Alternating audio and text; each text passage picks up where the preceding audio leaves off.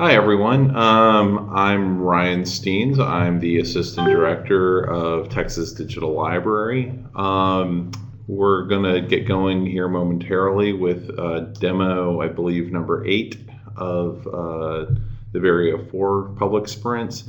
If I could possibly ask that everybody who, if you haven't done this yet, mute your computer because we are broadcasting so we can record, but we're also using the phone line. So even now I'm hearing an echo, so I know that may have been me echoing back against myself. Anyway, I'd really appreciate it if you'd do that. I think we have at least one person I don't know who's already dialed in, so I'd like to welcome Duncan. And from here, the way this is going to work, if you haven't been to one of these before, it's a conversation between the dev team and our product owner, Stephanie Larison, a librarian at Texas State University in Electronic Resources. And so I think James Creel is going to be leading the demo today out of College Station. So we look forward to that. So if you have any questions, go ahead and drop them in by typing them into the chat bar that you see on the left. We'd certainly appreciate that. And I think without further ado, since it's already 2:01, I'm going to go ahead and... Guys in here? Yeah, we're actually recording a session right now with 15 people listening. Oh, okay, we had the room booked at 2. Okay, I don't know what to tell you. All right, we'll try to find another room. So we're gonna go ahead and get going. I'm gonna hand it over to James at this point. All right, thanks, Ryan. So today we're going to be reviewing the work that was accomplished during the course of the last 2-week development cycle, and we'll be seeking the approval of our product owner, Stephanie Larison. And in the process, we're going to start with a fresh Vireo 4 instance, and to achieve the demonstration of a lot of these features, we'll end up kind of fleshing this out with some organizations and customized workflows by the conclusion of the demo. So this first card here in the in-testing category, and I should mention that stuff that's to do and that's in progress was stuff that was part of our backlog that we're going to have to move on to the next sprint. But we'll be demoing all the features and the cards in the in-testing column here. So VIR 203 is a bit of housekeeping with some work that was done on a previous sprint, but now we're going to seek the product owner's approval on that.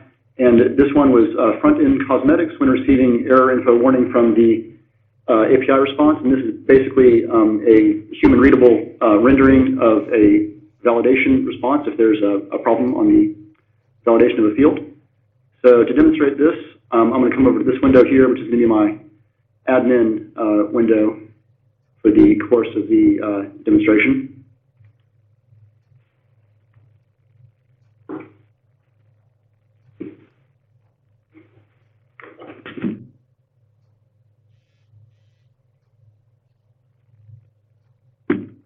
All right, and so I'll bring up submission availability, and what I'll do is this field here that needs to have a value in it, the submission semester, I'll just blank that out and try to tab away. And you see it gives me this error. The value may not be empty. It's a nice human-readable error, responsive design.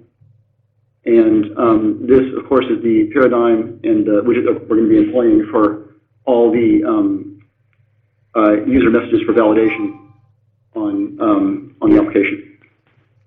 So does that meet your expectations, Stephanie, for front-end cosmetics on the API responses?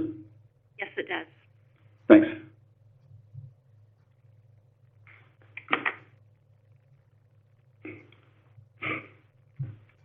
All right, and now we're going to dive into, finally, the student experience, so the student submission workflows and all the machinery around that. Starting with this VIR 109, implement user interface welcome page. And that is indeed what we see here. This is the front page of a fresh Vireo instance. And we can see that we're not logged in. We can also see, according to this message here, that the system is currently closed for new submissions. So what I can do then is on my admin view over in this browser, I'm going to change the submission status from closed to open. And we see that this page is dynamic, updating in real time. The message changes when I open submissions, and now we have a login button. It endorses that I get started by clicking the login link. I will do so. Use our built-in Shibboleth login. And we see the page change yet again. Now I can start the submission. But what I'm going to do is come over back to the admin side and close submissions again. Now I can see on the front page, getting this close message. There's one more bit of functionality we'd like to show, and that is this link to the submission history. And I can click on that and see the system's closed for submissions. And this is some canned data. This would be populated from the back end in a real environment, but that's some features we have yet to build out. But this is basically the interface for a list of submissions. I can come back to the application settings, open submissions again. I do see that the message here changes as well. Okay.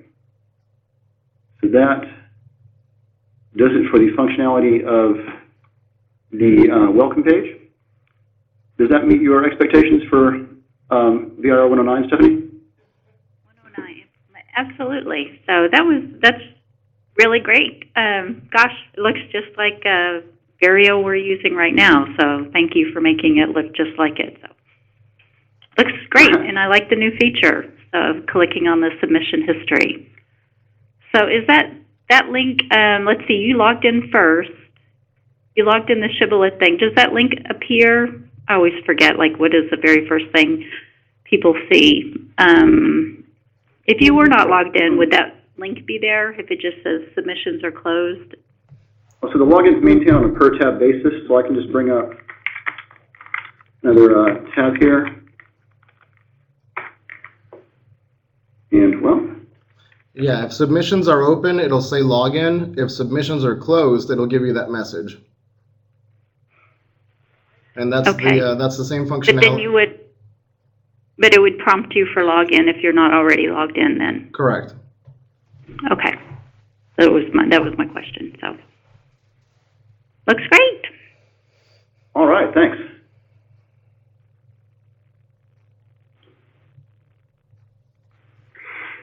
So next we have VIR 228.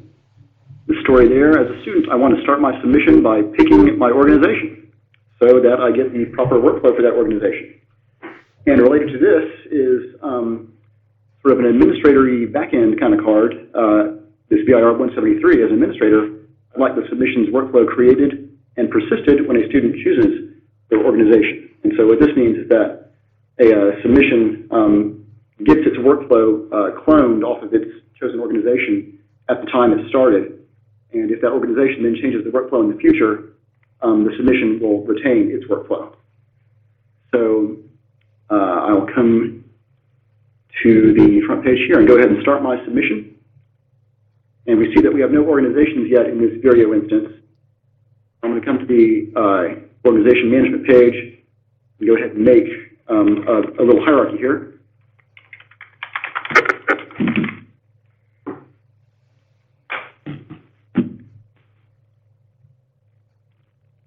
And notice as I am creating these, they're getting updated over here in this other browser that's listening to the server.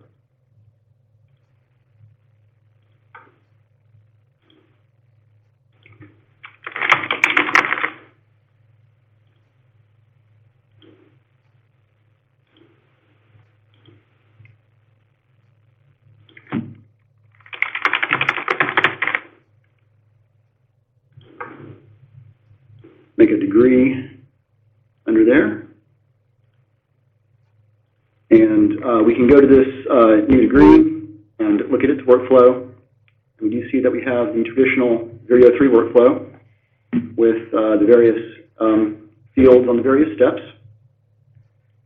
And if I now come back to the student side, I'm going to go ahead and click this as my degree and say that I want to start a submission. And voila, we now have a kind of stubbed out rendering of the submission on the student side.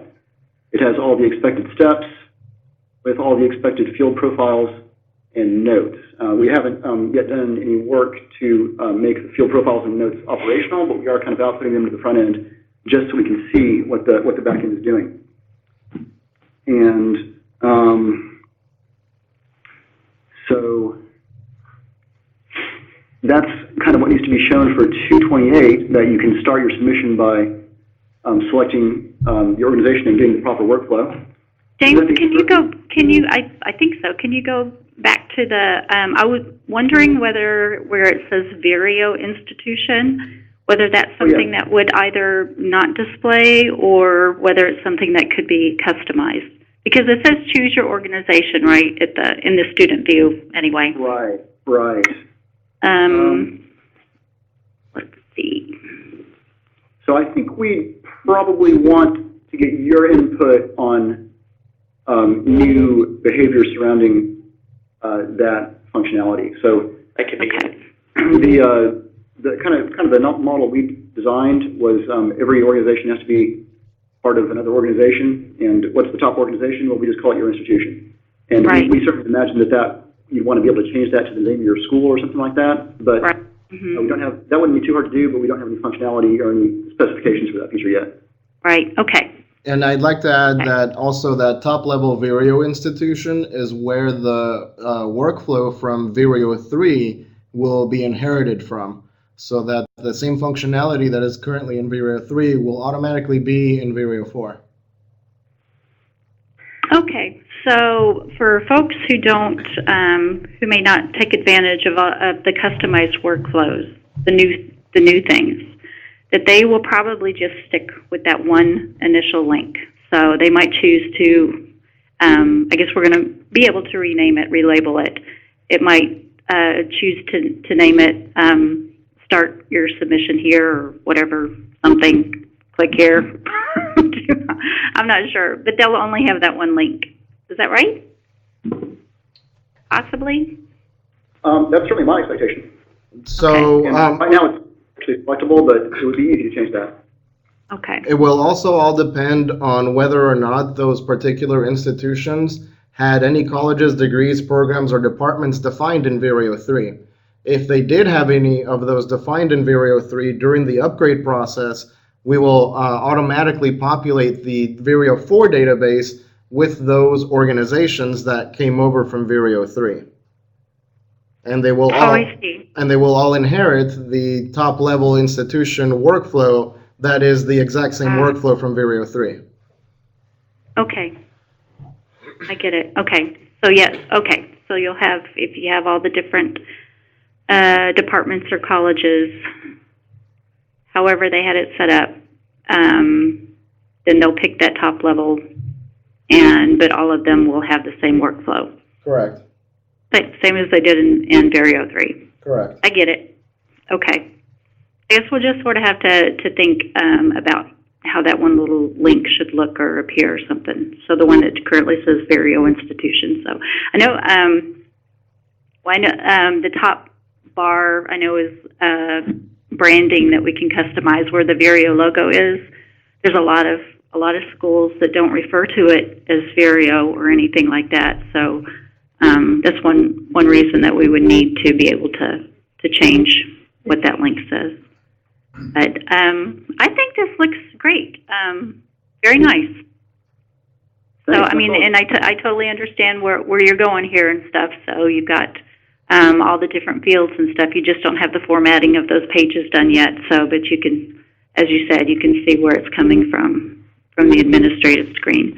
Right. So I don't know whether I don't know if we have anybody on the line that hasn't seen the staff side where the organization workflows go, but I just wanted to mention them that we have already kind of gone over that and they've been approved and it works great. So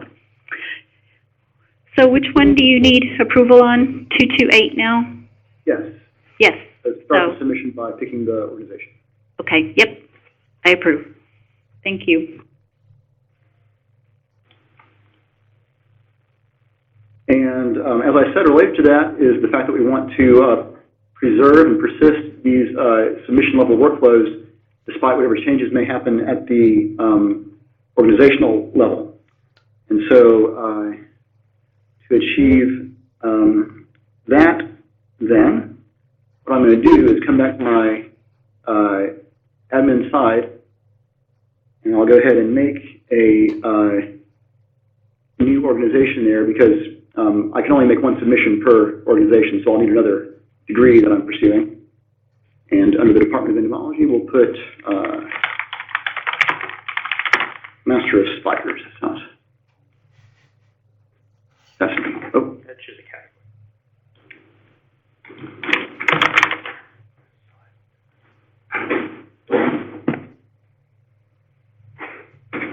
there it is, and it has the same workflow as everything else. And what we're going to do now is make a customization at the department level that's going to be inherited by the child organization with these degrees here.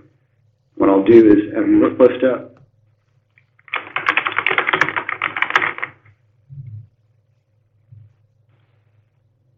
So there's a new workflow step just for this department, and we do see that it is now inherited by the child degrees.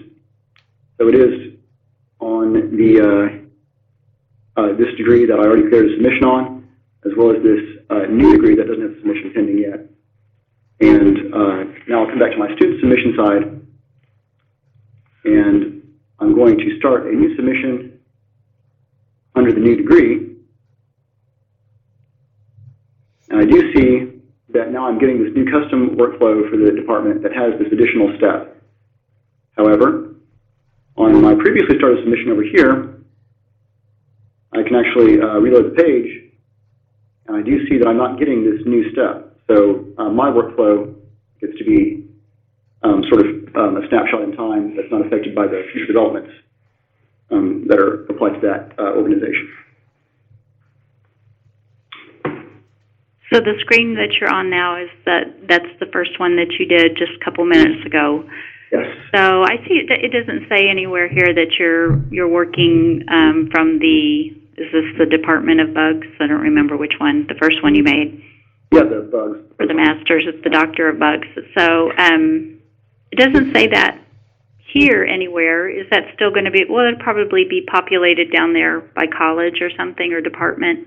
Yeah, department.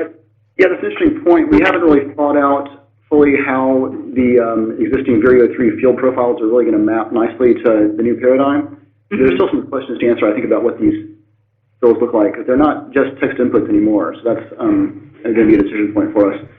But it would also be nice to maybe get like something in the header saying your submission for degree Doctor of Bugs or what have you. So right. Okay. we can take a note of that as a future request. Okay. Well, it's actually, mostly for the demonstration, trying to see the differences between the two. That's really probably all it was maybe necessary. I don't know if anyone, while a student is in their submission and stuff, I don't think that they would be thinking about any other department or anything. That's a good point. But this is also a situation where you might have, you've got some students that are in process. They're doing their submission. It hasn't completed yet. It hasn't been approved, but the graduate college is undergoing some changes or something, or the school is, and so they do have to change some different steps. So this is something you're showing functionality of like kind of a rare case, but something real that will eventually happen. So you don't have to stop all submissions in order to make changes. You can just go ahead and make them, and it's not going to affect anything that's in process, and it's not going to affect anything that's already completed. Is that right? Indeed, and I would think that our organization would change their workflow like in the middle of a semester at their peril, because then new submissions that are in that same semester would get the new workflow. So it seems like the kind of thing you'd want to do between semesters when the system was kind of during some downtime. Right, probably not. Yeah, but, the workaround for that would be that if an institution does end up deciding to make a change in the middle of a semester and they've already had submissions, that you would basically ask the student to resubmit and start a new submission and just delete their old one. That way they get the new workflow instead of the old one. Okay, then maybe I misunderstood. So what you're showing here is, okay, you're showing that previous submission if you went back and kind of looked, and maybe previous submissions that have been completed, if you went back and looked at the workflow, it would still be the same as it was when the student originally did it, and it would not be affected by any changes. Correct. Is that what you're saying? So this does not have anything to do with submissions that are in process. Well, it also applies to in-process ones. Whether they are submitted Okay. or whether they're in progress, as soon as the submission is started, it grabs the workflow as it is at that moment in time when the Start Submission button was pressed, and it makes a copy of that Right. workflow. That way, if there are any changes that happen to those workflows and, after the submission's already been started or submitted, that it will not retroactively affect those submissions. Right. I think I got it. Okay. So, and we're not talking about, this is not a change that was done for the same degree or the same, the lowest level, the child organization. So your change is at the, Right. was at the I changed department that to level. Department, Okay. I added that step, and the step was added then to both the bugs and the spiders, Mm-hmm. but the bugs did not get retroactively affected where I'd already made the submission. Okay. One more thing to show on this, if I go back to my department here, and now I can delete this workflow step.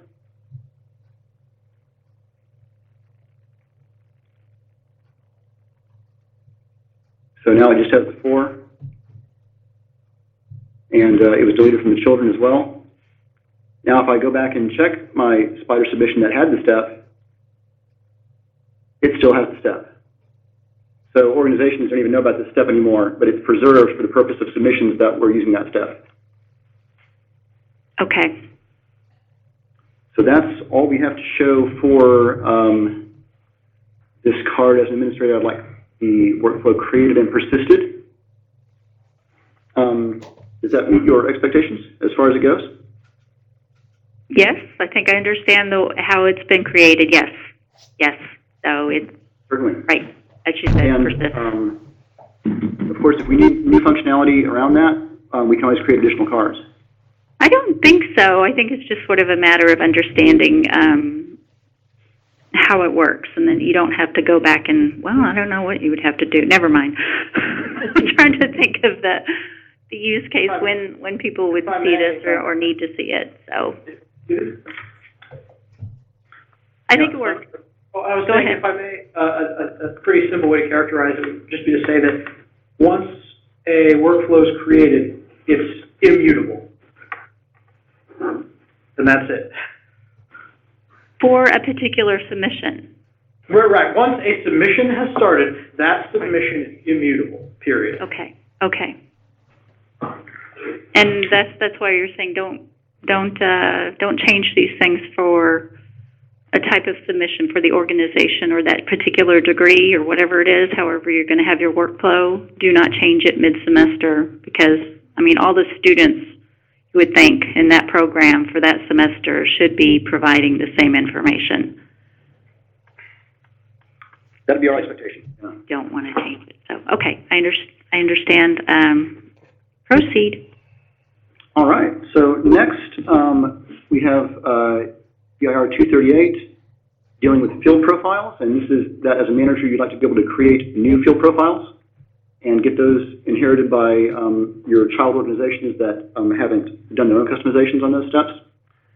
So to show this, I'm going to come over here, go ahead and make a new organization again.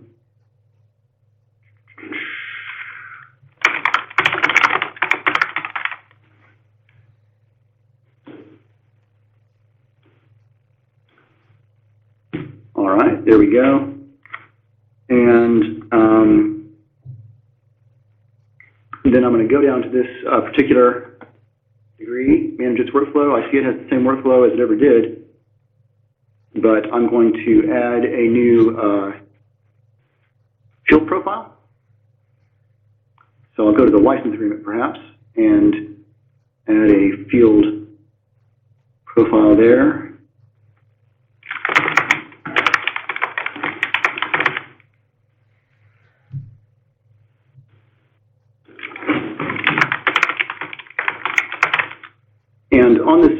profile that I'm editing, these are the details of what this input field is going to be. The gloss is going to be the label that the student sees during the submission. The predicate is the internal key of what that metadata field is going to be, and that'll be used later in the exporters to map it to something in Dublin Core or whatever other schema that particular exporter is going to be using. The input type is just whatever kind of input you want to take, whichever kind of HTML input, and control vocabulary and help text are additional functionality. So, Can you do the drop down for the input type again, please? Yes. So these are the this is what you anticipate. So either that field is going to allow you to put in text, an email, password. That's interesting. Okay, some instructions on what that might be. Yeah, this isn't an exhaustive list. Mhm. It's not an exhaustive list. It might be incomplete right now, so this is just the first Okay. pass at it. Just an example. Okay, go ahead.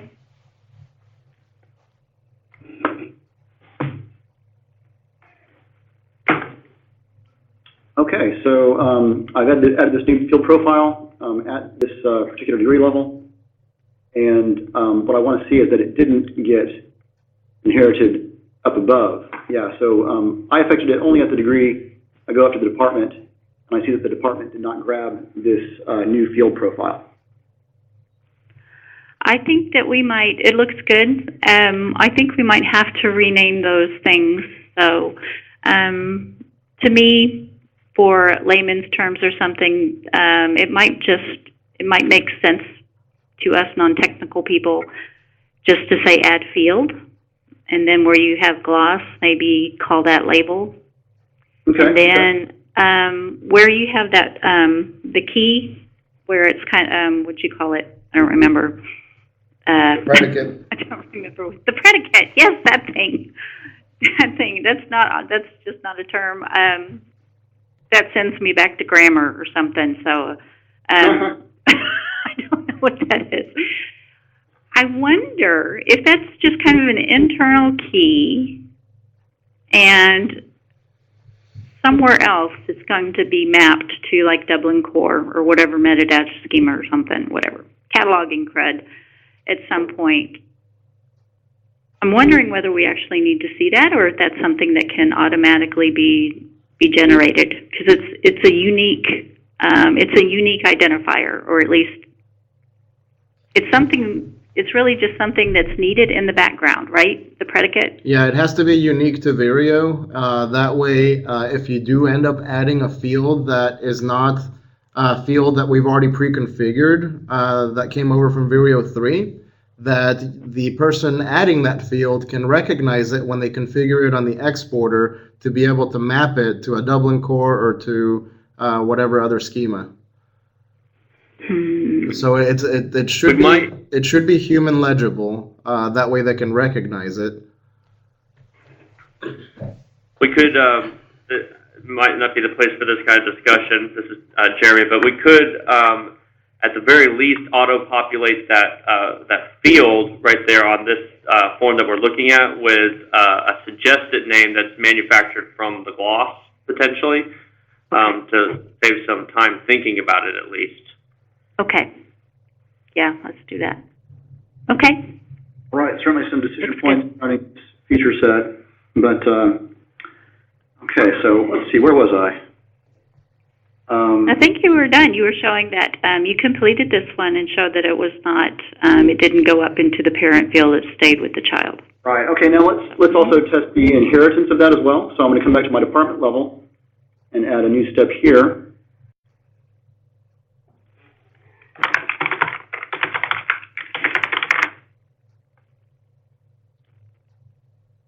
And this new step now exists at the department level, and I'm going to test creating a profile here.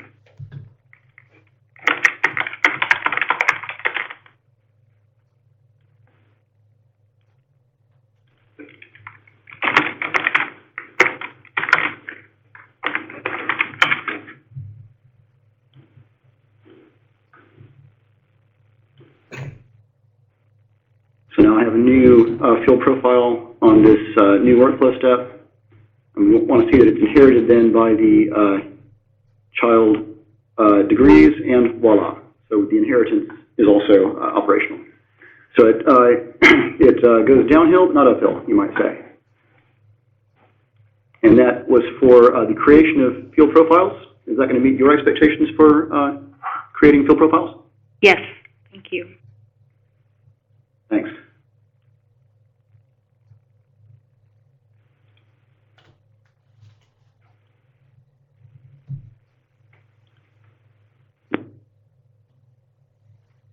Okay. And next, we're going to get to additional functionality around those field profiles on Vireo 239. It's going to be the updates of field profiles, and of course, there are a lot of different kinds of updates you can make, and we will proceed with that. So I'll come over to my field profiles. I'll add a new one. Okay.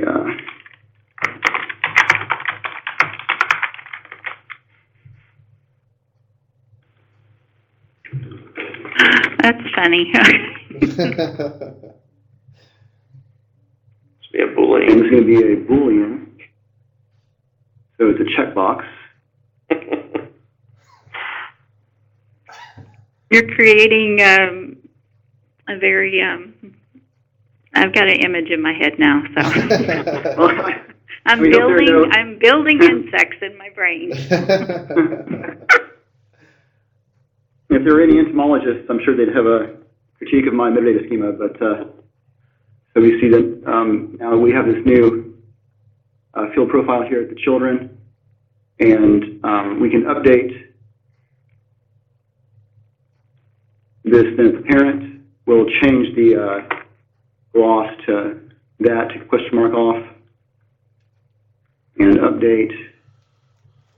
And we're going to see now that change propagate down to all the child organizations, these degrees here.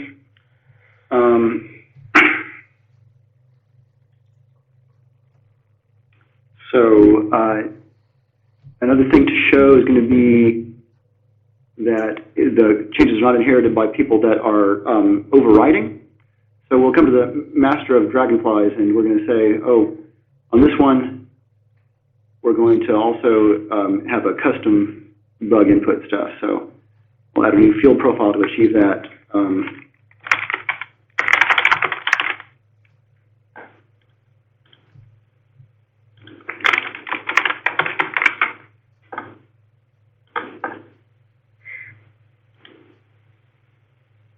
And so now what we've done here is we've overridden the step at this level. And if I come back then to this department here and make another change, perhaps.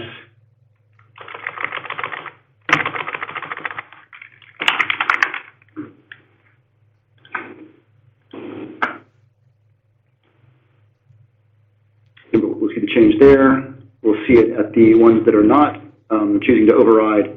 But at the one that does the override, it's still, oh. Okay, so that was not the expected functionality there. I'm going to take a note of that. Okay, so. I'm sorry, so there's a field where you say do not allow overrides? Because you made the change in apparent, whatever, uphill, and it went downhill. But you were expecting it not to go on every one of those downhill ones, every one of the child, because there's something that says, oh, I see it now, I'm sorry. Over on the right, above the trash can, it says workflow step is overridable. Okay. No. That's right. Yes. Okay. So, Okay. I think we have one issue to address on this particular feature because this step is supposed to be overridden, but we'll take a note of that. And I think that's almost fully demonstrated, but we do seem to be missing one detail of the functionality on that. So what we're going to do, I think, is not submit that for your approval yet, and we'll defer the completion of that until the next sprint. Does that sound good, Stephanie? Yes. Thanks. All right, so, let's see.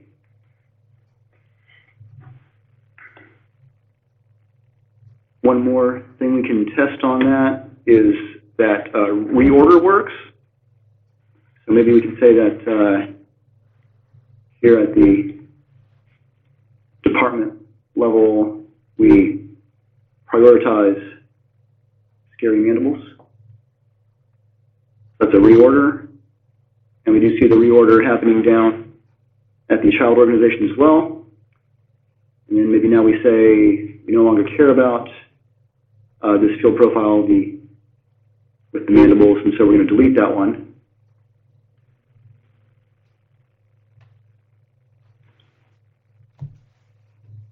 Zap, and now we see that it is going to be deleted from the child degrees as well. So that's what we also needed to demonstrate on this 239, but I don't think we're quite satisfied with how that's working, so we'll move on to the next one, this VIR 245, and this is about the notes, everyone's favorite user affordance in Vireo 3 on the submission side. So the story goes, as a manager, I'd like to be able to create, update, delete notes on a workflow step. And so for that, I'll come over to the department level again. We'll go to our pretty cool step here, and where we're going to create a note.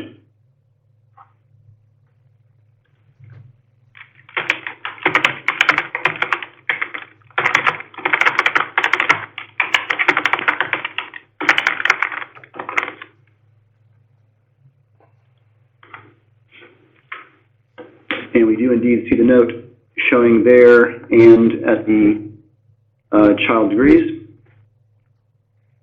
Now we're going to make a modification at the parent level.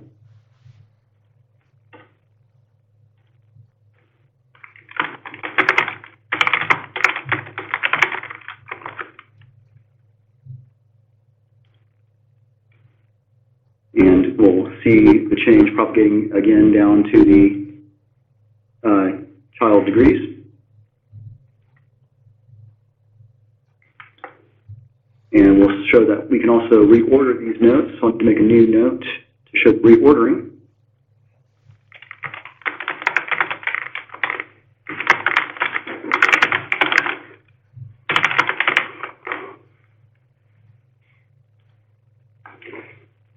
So a couple of notes, and maybe we want to prioritize the extra note, so we'll drag that one up. There's the reordering, and look at the child degree here, and we see that the reordering happens there as well. And now finally on that, we're going to delete at the parent level. So I'll take this one and drag it into the trash.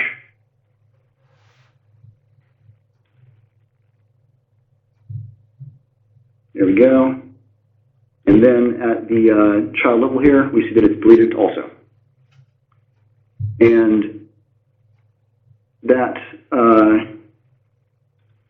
is going to wrap it up for VIR 245, the create, update, and delete of notes on the workflow step. And now just to sort of tie the thing up with a bow, if you will, I'm going to come over and make a new submission.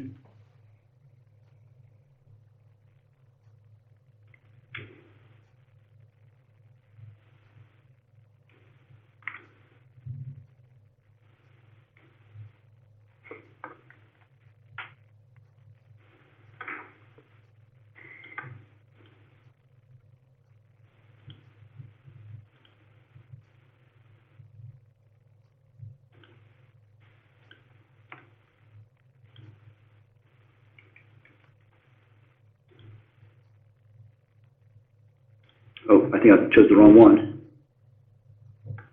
Here, I can only have one submission per organization, so let me make a new one real fast.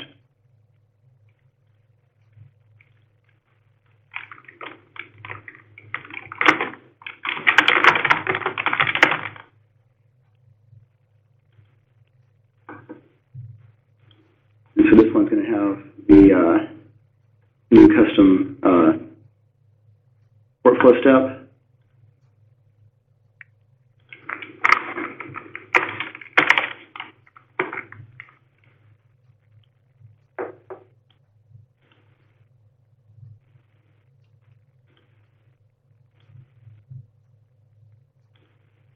And there we go. I got my additional field profile and additional note appearing on my additional step.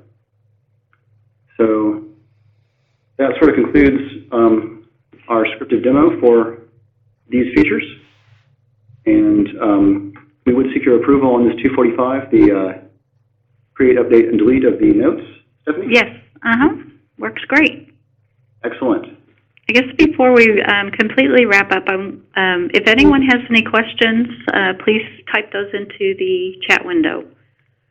You guys have made a whole lot of progress in the last, at least the visual kind, for us in the last couple of weeks. So it's really exciting to see this, to see it coming together. So, and the more I see it, like I say this every time, the more I see it, the more I understand it. So, not that it's difficult to understand, but for some people it's a kind of a new concept of having a parent-child relationship. So, but I like the analysis of thinking of things going downhill versus uphill. So they roll downhill, but they don't go uphill. Do we have sticky notes? So, yeah, they just, Renee, I guess I'm reading your notes, so asking about the sticky note. So they haven't programmed what that's going to look like.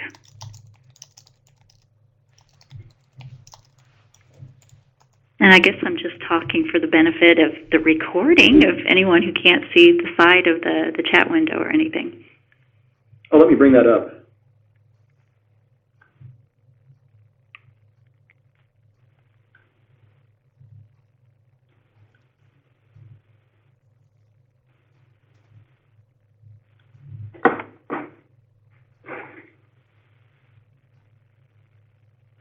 And I don't remember whether Ryan mentioned it at the beginning. Sorry, but if everyone could just take a look at the top of the chat window, that there is a link to the Vireo website where you can see the previous demos, the recordings of them. And I'll be putting that information out on the listserv to let people know where they can go to see these. And the one for today, it'll probably be a couple more days or something, but it'll also be loaded as well. I think you guys are doing a great job. Well, thank you so much, Stephanie. Thanks for your time and looking at all these features with us. And, of course, everything that you can come up with in terms of suggestions and requests, we'll get it into the task backlog and keep sprinting. Okay. Sounds great. Thank you. Well, all right. Well, everybody, thanks so much. If you have any questions, please feel free to email them to the Vireo user group or contact Stephanie or even myself if the mood so strikes you. A&M and Gad, thanks so much for all the hard work, and we will do this again in 2 weeks' time. It's a privilege, Ryan. Great. Thanks, everyone. Thanks, Ryan. Bye-bye. Bye. All right. Until next time. Bye-bye.